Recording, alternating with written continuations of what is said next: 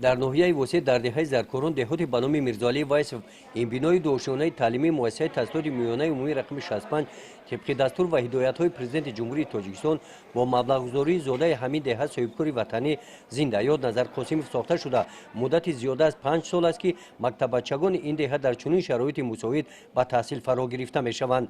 در سال تحصیلی این سال این مؤسسه تعلیمی با نشاندادهایش میان 73 مؤسسه تعلیمی مؤسسه بهترین شناخته شد. همین بود که در دایره چهاربینی‌های شعبه معارف ناحیه یک روز شعبه معارف در این مؤسسه تعلیمی دایر گردید. دیرکتوران مؤسسه‌های تعلیمی و جانشینان از 73 مؤسسه تعلیمی مهمان این مکتب شده تجربه آموزگاران این مؤسسه را آموختند.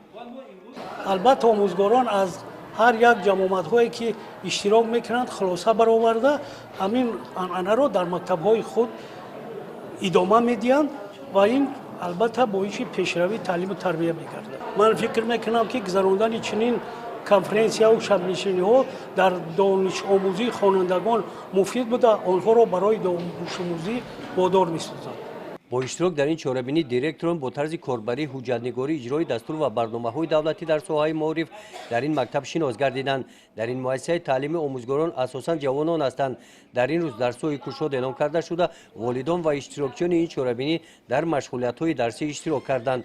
از روی مشاهده‌ها آموزگاران کسب خود را دوست داشته همینطور همروزه مشغولیت‌های درسی را با ذوق بلند بگذرند.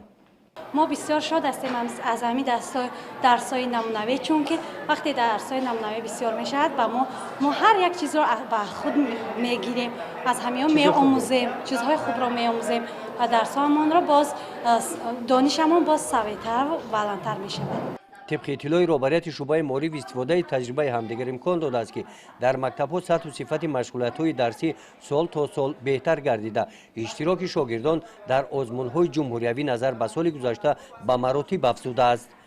گزارش خواجه نظریف خدای نظر ظهوروف از ناحیه واسه برای برنامه اطلاعاتی نوید.